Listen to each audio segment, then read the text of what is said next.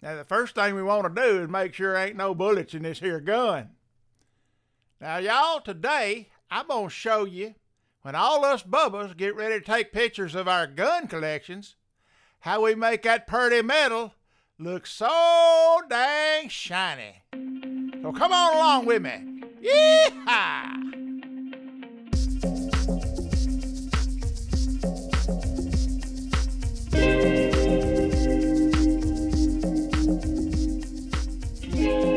Hey guys, welcome back. It's good to see you again. I'm currently fighting, 2 weeks worth of 90+ degree days here in Nashville, and it's just no fun getting out, and we're in a drought, so everything is browned or burned up and the leaves look like they're changing, but they're just dying from falling off the trees from not having any rainfall in such a long time. So spent the day out searching yesterday and damn near got heat stroke from riding a motorcycle around looking for something worthy of some photographic effort. Didn't find anything. So today what I'm going to do is I'm going to start to show you how to photograph in a studio setting, my den being the studio, shiny metal. Now I made a pretty good living doing this for 35+ years, shooting for catalogs. I also did a lot of music packaging. That's artists posing for the camera for album covers, etc. But the bread and butter was product illustration. Used to have to, before the advent of Photoshop, used to have to get it right on the camera, which meant learning how to light things and what types of light and properties of light produced the desired results. But this is the way I learned it, and I'm going to show you that if you can recognize light, learn to look at the subtleties of light, even light that you're creating, it has a direct connection with the lighting that you see outdoors, what the sun's doing or not doing, cloudy days, high clouds, open shade. All this stuff that we see naturally outside can be created pretty much in the confines of a studio setting if you have the right lights or some lights and the technique to use them. And I'm going to show you soup to nuts today what it takes to render shiny metal photographically in an image suitable for use in a brochure. Was that a cat? I'm going to show you how to create an image suitable for use in a brochure or a catalog. So let's get started. I constructed this set in the middle of the floor and left myself enough room around it to be able to walk around it, light around it, and move the camera around it 360 degrees. Started out with this little crate, then used a solid ceramic tile, and then a flexible linoleum tile because I did not want the surface of the background to scratch up the product, in this case the shiny finish on the revolver. So there's the fairly neutral background I chose. You want to make sure your product is as clean as possible without any marring, and be gentle with it at all times. This is a Smith & Wesson 586 revolver, it's a .357 Magnum, and it has a nickel finish. After placing your subject on the set, you want to move the camera to a place that will allow you to establish a point of view that best fits what you think you're going to need for this photograph. That's going to require some moving of the camera and the product and the cat who's always in the way, and eventually you'll get to the point where you want to stick things down to the set. You'll use tacky wax. Tacky wax is a product available on Amazon, and it's a fixative and will allow you to stick things down to your surface so they don't move. I've never seen it mar any product or finish, and I've used it since the late 70s. So tacky wax, a good thing to know about. Here's where a study of composition is going to come in handy. I like to arrange things in odd numbers. Threes is, I guess, one of my favorite ways of going about it. Having been fortunate enough to work with some pretty good graphic designers and art directors over the years, I've sort of been able to put a grid on my brain so that I kind of know where things need to be placed in a given area or on a set. You may want to study some composition, some fine art, paintings, photographs, get an idea of what's going on there. Another good thing to know is how to choose your quality and size and source of light. I'm using a big pan reflector in this case.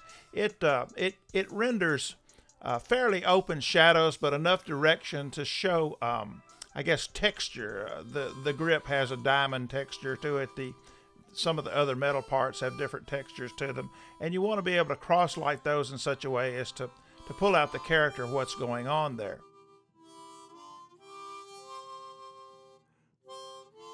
Here you can see I'm using a white reflector card to see how the reflection's going to work in the side of the revolver. Now, you need to be looking directly down through the camera to see exactly how this is working, because if you don't match what they call the angle of instance, you may want to take a note of, study on that a little bit. The camera won't see what your eye sees if that angle is different. So back and forth, I find it, approximate where it needs to be, then I'll clamp it into a stand with an arm on it that'll hold it in place. Unless you have a lot of assistants running around to hold this stuff for you, you need to learn how to use grip equipment and make a small investment, or a large investment in some cases, in this equipment to hold these reflector cards and lights and stands and other accoutrements so that you can produce repeatable results as you walk through the paces of getting this product into your camera. I would say about this time we're pretty good on having a rough composition, the way the composition is going to flow, and how it's all going to work with the lighting as it sits. Now you're going to continue to mess with these white reflecting cards, because anytime you move the camera or you move the product, these cards are going to have to change. The geometry of them will change. So as you get further and further along, you're going to start adding what I call props. Now I'm about to introduce live ammunition onto this set where there's a functioning firearm. The ammunition fits the firearm. I would not do this in a studio setting where there was anybody but me or somebody I trusted to be competent with safety hanging out. Word to the wise, once you fire a bullet, you can't get it back. Just be aware, be safe. As I arrange this ammunition, once again, I'm going to my rule of odds. I'll use 3 loaded cartridges here with a bit of tacky wax to hold them in place, and once I get them situated, I'll probably have to watch them fall a couple of times before I get them just like I want them. Now, when arranging props around the subject on set, I want you to be aware of something called tangencies. A tangent or tangencies occur when the edges of one or more subjects on the set approach each other in a non-deliberate way. The overlap is not enough, or the distance between those 2 edges is not enough, and they approach each other almost. They almost touch. Tangents are not allowed in good composition. Just be aware. As you can see, I've introduced a third, remember that 3 number, design element, major design element into the composition here. It's another prop. It can easily be construed as going with the revolver theme of the composition. It's also got some shiny edges. We'll want to take that into account when we do the final placement of our fill cards. But it lets the eye rest gently on a rule of 3's composition, and I think it's going to round things out nicely. Here you can see me playing with the cards a little bit. The blue is a window offset, and it's coming into the set when I don't interrupt it with the card.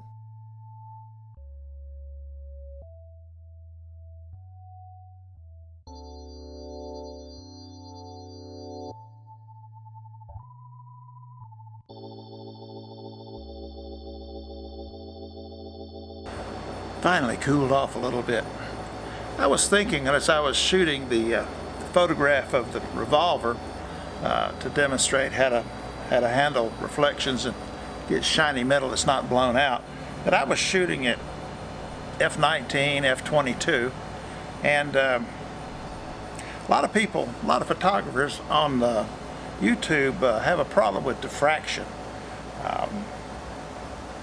I've studied the physics of light when I was learning how to be a photographer, and they haven't changed, so I'm familiar with diffraction and how the light rays will bend and diffuse. And I have seen examples of it, but at what magnification? A lot of magnification. Shooting commercial work for print for over 35 years, and most of that work was medium format Hasselblad or 4x5 view camera. Was not afraid to shoot at whatever aperture was needed to pull focus. 32, 64, 128 in the large format stuff. And I never had a job come back to me or a client complain to me regarding diffraction. It just wasn't an issue. So, if it bothers you, in your heart of hearts and down in your rich, creamy chocolate center, you're afraid of diffraction and denigrating your images, shoot it 16 or lower, 16, 11, whatever you like and feel comfortable with. But I gotta tell you, and this ain't my first rodeo, when it comes to diffraction, I ain't scared. Doesn't bother me. And I'm going to keep doing it the way I do it. So if you see diffraction in my photography, please tell me. I'll start to address it. Otherwise, back to your normally scheduled programming. Here's the first example I want to show you. You can see the side of the revolver is filled in and reflecting the white card that I was moving back and forth as you were watching me put the set together. But you can see the top of the cylinder and parts of the barrel are showing a fair amount of dark areas. I'm going to show you in this second example where putting in a card on the left side of the set not only helps fill in those areas on the revolver that are dark, but also helps with the blade of the folding knife. I want to make a point to tell you that if you fill all the dark areas in with white, then the subject will become flat. It won't show any roundness or shapes. So you want to leave a few dark areas in there. And you can see by the photographic example here that I've left just enough in there to let you know that some of the areas on this subject are flat and some are indeed rounded. You don't want to fill everything in. Leave a little to the imagination. How about it? And here's a side-by-side comparison where the image on the left is using only the card that is reflecting into the side of the revolver, while the image on the right is using a card to the left of the set that's helping to fill in some of the dark areas, yet leaving enough dark area to define some shape. Hope this helps.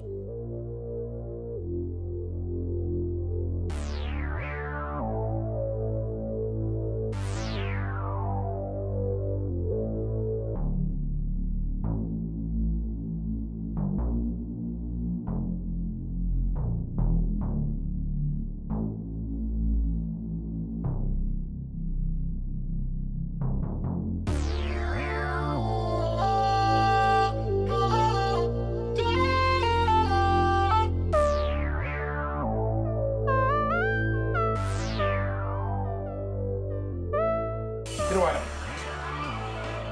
Get back. Get out. Get out.